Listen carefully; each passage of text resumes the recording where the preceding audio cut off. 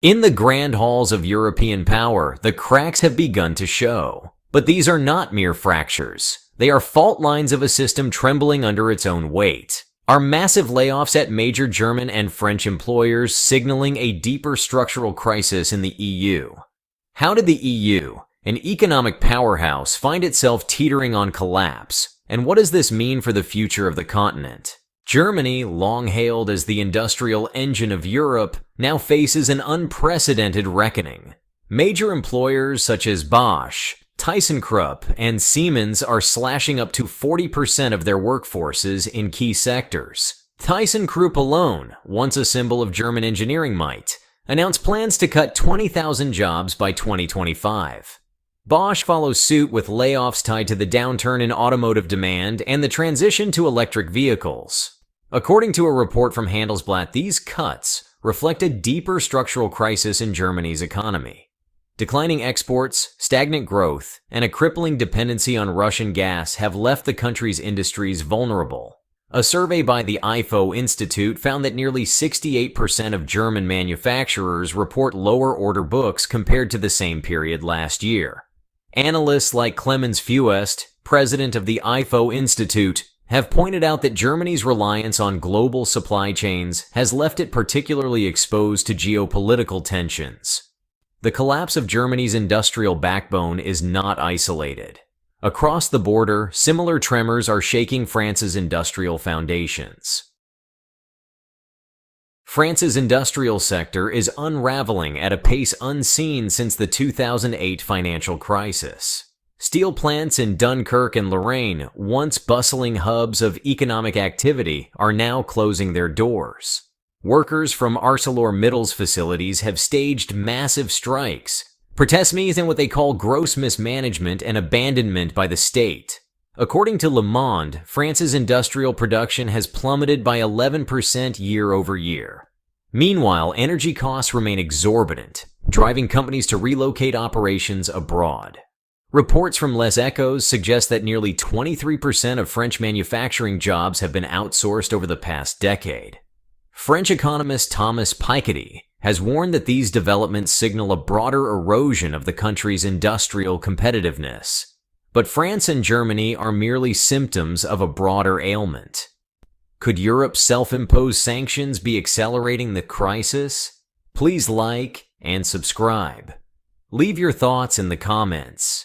Your support helps us grow. Thank you. In a move intended to punish Moscow, Europe imposed sweeping sanctions on Russian energy exports. Yet, the unintended consequences have been catastrophic. Energy prices in the EU are now 2 to 3 times higher than in the United States. The European Council on Foreign Relations, ECFR, revealed that industrial output in energy-intensive sectors, like chemicals and steel, has dropped by nearly 25% since the sanctions began. A headline from the Financial Times reads, "Europe's Energy Crisis, a Self-Inflicted Wound." The report underscores how nations like Germany, reliant on Russian gas for 55% of their supply pre-2022, have been forced to scramble for costlier alternatives. Energy-intensive industries are scaling back operations or shutting down entirely, exacerbating unemployment. Economist Daniel Gross has argued that Europe's overdependence on imported energy has magnified the impact of its policy decisions, pushing industries to their breaking point. But energy is just one facet of Europe's struggles. What about the future of innovation? Former European Central Bank President Mario Draghi has issued a chilling warning. Europe is falling irreparably behind in technology. Of the top 50 global tech companies, only 4 are European. Draghi's comments, delivered at a technology summit in Brussels, were stark. Without innovation, we lose not just relevance, but sovereignty. The EU's share of global R&D spending has dropped from 25% in 2000 to just 15% today. Meanwhile, China and the United States have surged ahead, pouring billions into artificial intelligence, semiconductors, and quantum computing. Reports from The Economist suggest that Europe's reliance on foreign technology has become a glaring vulnerability. Eric Brynjolfsson, a Stanford economist, has noted that Europe's hesitancy to adopt disruptive technologies is deepening the innovation gap. Yet, it's not just technology where Europe falters. What happens when external dependencies collide with geopolitical tensions? Europe's dependency on external suppliers for raw materials, from rare earth elements to semiconductors, has become a glaring liability. Over 98% of Europe's rare earths are sourced from China, a dependency that Beijing has not hesitated to exploit. A 2023 report from Politico highlighted how China's restrictions on gallium and germanium exports have already disrupted European supply chains.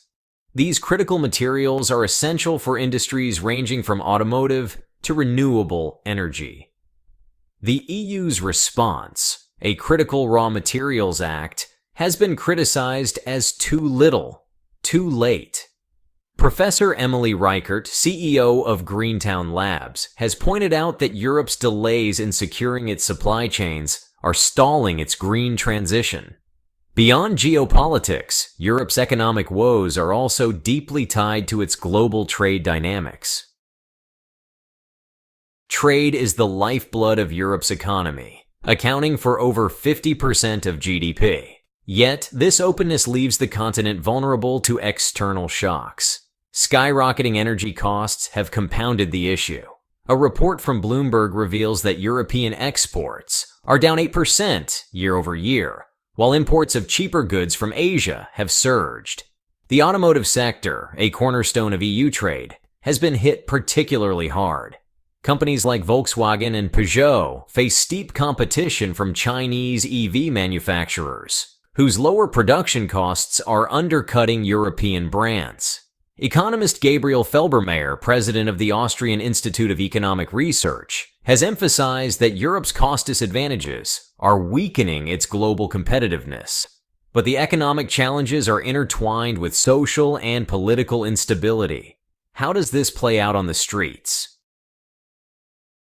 From Berlin to Paris, protests have become a near-weekly occurrence. Rising crime rates and strained public services are fueling resentment. The influx of migrants, a politically charged topic, has further divided public opinion. In Germany, Chancellor Olaf Scholz's approval ratings have plummeted to historic lows, with only 24% of citizens expressing confidence in his leadership, according to Der Spiegel. France's Emmanuel Macron faces similar challenges, with widespread strikes and protests against his pension reforms, serving as a broader critique of his administration.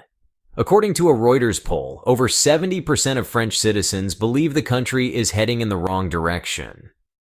Dr. Catherine de Vries, a political scientist, has remarked that these tensions reflect a broader crisis of legitimacy within EU institutions. As Europe grapples with internal discord, its global influence is also waning.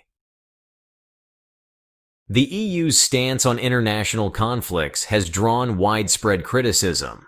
From perceived inaction in Gaza to its complicated role in Ukraine, Europe's moral authority is under question. The Guardian recently ran an editorial titled "Europe's Ethical Crisis," highlighting how its inconsistent foreign policies undermine its credibility. The EU's fragmented response to global challenges has also emboldened rival powers like China and Russia to fill the diplomatic void, further sidelining Europe on the world stage. Analysts like Natalie Tocci, director of the Istituto Affari Internazionali, have argued that Europe's diminishing moral authority is reducing its capacity to mediate conflicts effectively. But is there a path to redemption? What fundamental shifts are needed? In a speech to the European Parliament, Draghi laid out a stark vision. Without immediate reform, Europe's future will be one of decline, not progress. Experts argue that the EU must prioritize digital innovation, energy independence, and fiscal consolidation to remain competitive. The proposed EU Green Deal, while ambitious, has faced criticism for its cost and feasibility. An analysis by the Wall Street Journal suggests that Europe's fragmented leadership could hinder meaningful progress. Professor Mariana Mazzucato has argued that bold public-private partnerships are essential to rejuvenate Europe's economic engine, and yet outside observers often portray Europe in an entirely different light.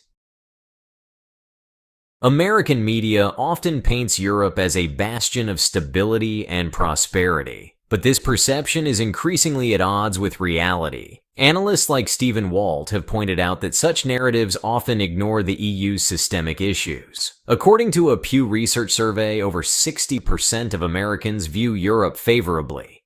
Yet only 35% of Europeans share the same optimism about their own future. Dr. Mark Blythe, a professor of international political economy, suggests that this disconnect stems from cultural romanticism rather than a sober assessment of Europe's challenges. He warns that the gap between perception and reality could have significant consequences for transatlantic relations. Europe stands at a crossroads. The choices made in the coming years will define not just its economy but its identity on the world stage. But the deeper question remains: can the EU overcome its internal fractures before it's too late? We're glad you're enjoying this video. Please like and subscribe. Check out another video that is now on your screen.